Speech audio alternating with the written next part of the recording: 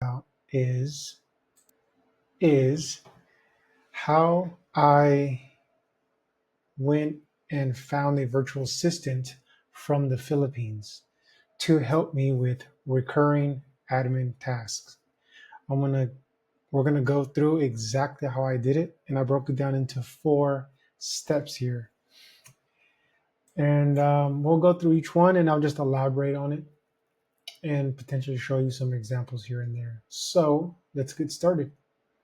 Number one is time audit results. So in previous videos, I talked about making or completing a 7-day time audit. That's going to allow you to document, and then at the end of the day or of the week, figure out what are those things, those tasks that keep coming up and that are just taking up your mental bandwidth. They're not necessarily difficult, but the fact that you have to task switch is what takes the time from my experience. So let's just assume you already did a time audit for 7 days. Well, we'll talk about how I went. We'll talk about how I did it for myself.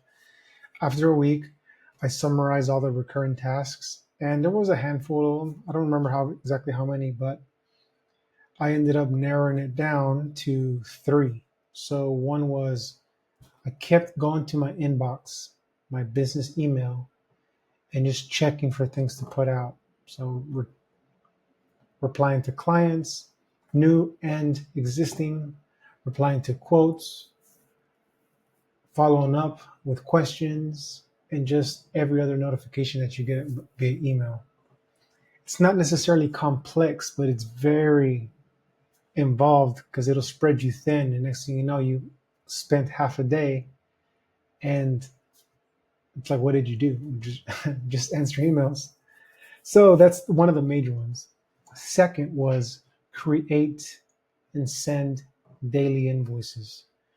That is something that, again, not necessarily hard, but it was something in the back of my mind that I always knew at the end of the day, I needed to just set time aside to do that, create and send invoices. Third was following up on past due invoices. Because I'm running around being spread thin, let me rephrase that. Because I'm running around doing different things and I'm sort of just mentally fried, I will tend to forget about invoices that I sent, and in the past have let it accumulate up to 6 months. That's my own fault. That happened with one person specifically, and I just ended up giving them the. We just left it at that. It was a cost that I ate for my own negligence, and it was a lesson learned. It is what it is. But anyway, sending invoices and now also thinking about who hasn't paid, how long it's been. It's taking up mental bandwidth, and that's another thing that I needed to do. So from the list of things I found, those were the 3 not big ones slash just ones we could start in regards to delegating it right away without a huge learning curve. So that was step 1. After that, now you have the context to create a job post around. So you're not going to just go and create a job post because it needs substance. It needs specific things that you need help with. So I talked about those 3 things. I took that and I used ChatGPT. I used that tool to help me create a job post specifically to the platform that I'll discuss it about later. I used it to help me create a post for the specific platform I'm going to use for the job post.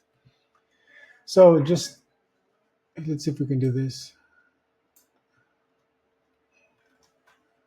Here is an example of the job post that I did. Oh. It's the jobber admin.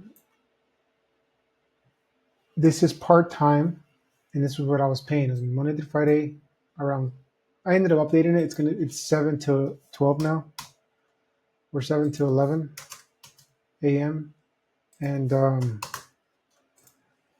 it's remote. Rented ChatGPT helped me figure this out. So you take your 3 tasks and you use ChatGPT to help you create one. So let's just run through that real quick. So here's what I'm gonna do.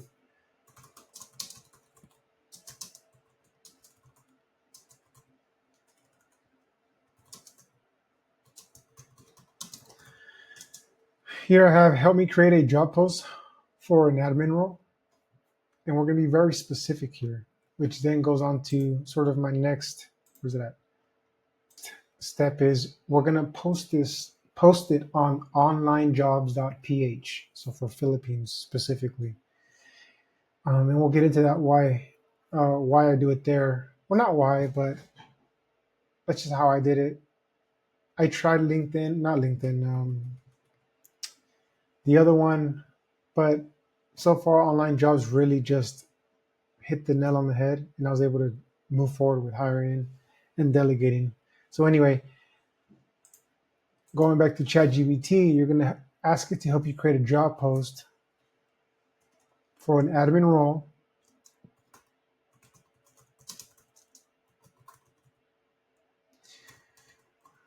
And we're gonna do it specifically for this platform. Chat is gonna use its knowledge, resources to tailor it best for that platform. But we've got to give it more context. So this is how I do it. I'm gonna add the 3 recurring tasks that I've identified so it can then create a job post around those. So this is what I mean. It's very specific to you and to your business. All right, so I just logged in. Here, this is where you post a job and whatnot. So I'm going to take you to my recent one. So this is what it looks like when you post it from your side. And it's basically everything we just did. You can basically copy paste it. You might have to update some of the things. For example, like I put these little asterisks because it won't, where's it at? These little symbols, it's not going to copy over. So you can go ahead and take those off because it'll mess it up. But anyway, aside from that, here's everything. And again, here's a super important filter you need to add. Screen record yourself, introduce yourself, show me your CRM experience. So I posted it, and then look at the response I got. Let me see, what can I job post? So I think you can see this. I'm not sure. Got 20 applicants through online. What's it called? Online jobs, and I got at least another 20 sent directly to my email. It's like a setting thing. When you create the job, you instruct it. Do you want them to get directed to your email or just to online jobs? I had initially email and jobs, and it was getting kind of mixed up. So I turned off my personal email and just had it directly sent to here, and because it's easier to manage them all in one spot. And then once you want to interview maybe 2 3 people, go ahead and then take them through your email and message them through your email address. Just as like in the beginning, just keep it on here for now. So look how many hits, look how many applicants, at least 40, 20 here, 20 email. And then I just went through all of them. Like I said, more than half didn't do what I asked them to do. And which is fine. It was easy for me to just, go on to the next one. So last step. Last step is review and interview. I sort of touched on it already. So you're going to get 50 applicants. And I got 40 applicants in under a week. And for reference, when I went through, what was the other platform? Indeed, when I was looking for a lawn care technician, I got maybe 10, 15 in 2 weeks. So you get a lot of traffic when you're looking for virtual assistants. Anyway, you put your job post, you look it up, you see all you have 50 plus applicants. Most of them are not going to have everything you're asking for, so you can, unfavorite them. Favorite the ones that stand out to you. You'll know. You will internally, sort of by just having experience and talking to people over your life, you'll know who seems genuine, who doesn't, and also who seems like I don't know if it'll be a good fit, and who may or may not be a good fit. So go ahead and flag them. And I say, like, be very not strict, but like, you got to narrow down 50, potentially 50 applicants down to, I'm going to recommend three. So it's a lot that you have to really think about. And if you have three badass applicants, and that's good for you. I mean, that's badass. In my instance, out of all the 40, like I said, more, let's say 10 of them did apply a video. Well, when I was looking at them, only two stood out. But there was one that just, like, initially off the bat, I was like, she seems like a great fit for me, for the company, for what we're doing. And when I was setting up interviews, she was my first interview. After that, I was like, it's set. I already know. I don't need to. Why waste more time? I don't need to interview anybody else. She's eager. She's willing. I'm ready to go. There's no point in waiting anymore. I've done this for years by myself. It's time to just push forward with this big change. And next thing you know, the next day after I interviewed her, I said, "Hey, do you want a job?" I did a more official job. Um, what's it called when you? Anyway, I did it officially, and we just started the next Monday. So bam, got things moving quick. So to summarize, complete your time audit. 7 days ideal. It's hard. Just a heads up, it's hard to do that. When you create a time audit at the end of every day, or at the end of the 7 days, go and highlight the recurring admin tasks that you're doing. Email, text messaging, calls with clients, questions about projects or whatever, basically customer service, talks with your team members, project walkthroughs, like anything that you're doing for the company, just document it. Highlight it. And then you're going to take that batch of information and narrow it down even more. Be like, all right, what are the 3 things to start with that I can delegate to a virtual assistant? Because, for example, let's say I have to meet my crew every morning at 6:30 in the storage. That's an admin task because we talk about the route and what needs to be done that day, blah, blah, blah. Well, if this person is virtual, I can't do that. So I can take that off my list. You know what I mean? If another one is, I got to send bank statements to my CPA or bookkeeper every month because it's a bank thing. They don't allow it. But anyway, I'm not going to give it to her because first of all, I don't want to give someone access overseas to my bank account, first of all. And second, that's a once a month thing. It's not that common. So I can easily do that. First of all, I don't feel comfortable sharing my bank information with someone I just hired part-time overseas. Sort of makes sense. It's obvious.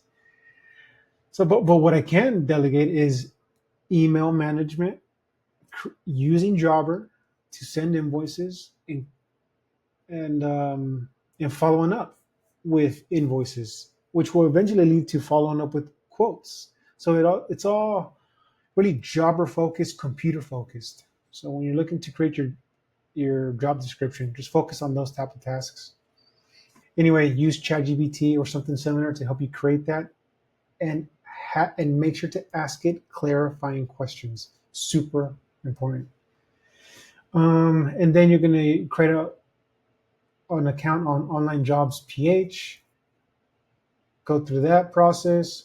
Make sure you have the applicants email you directly through the platform, not to your personal email, just because it gets too busy. Once you find those 3 applicants that you want to interview, go ahead and email them from your email and schedule that accordingly. After that, you interview and you pick the best one and you make an official job offer and you go from there. So, and then what comes next is the whole like onboarding process, which at the same time, that's this whole bag of worms, because you have to create an onboarding process. It's not like, yeah, you can just show up here and be like, all right, hey, how's it going? Good morning. Now what? I have to be able to give them a certain direction, some like a lane to stay on, so we can sort of build on that over time. I can't just give you the keys to the Ferrari and we just met 30 minutes ago. Like, it's got to build over time. So just having that mindset is going to be very important as well. So far, I've completed 2 weeks. Yeah, 2 weeks with the virtual assistant. We're going on our 3rd week, and things have been going really, really, really good. I'm really happy with the progress. I would say, if anything, the progress is almost too fast. Like I feel like I'm trying to play catch up, and I have to constantly almost just talk about like, look, let's keep this simple. These are the 3 main things. Now it's 4 or 5. I think we've added to it since day one. But like, let's keep to this core set of tasks that is the whole reason why I even hired you for. And then it's just build on that over time. Because as you'll find out is when you're working on, let's say, emails is like an umbrella term. There's a lot of things in emails, just general notifications, new requests, client questions, basic customer service, uh, your storage facility or your rent people might ask you, your insurance guy might ask you a question. Like, this is a lot of things. So there's a lot of nuances to each one of those tasks. So it's very important to start easy and just build up from there. That's my 2 cents. That's how I work. I'm already getting overwhelmed with this one because it's new for me. I think over time I should be able to be a lot faster. But anyway, enough rambling. That's enough. And I hope this helps.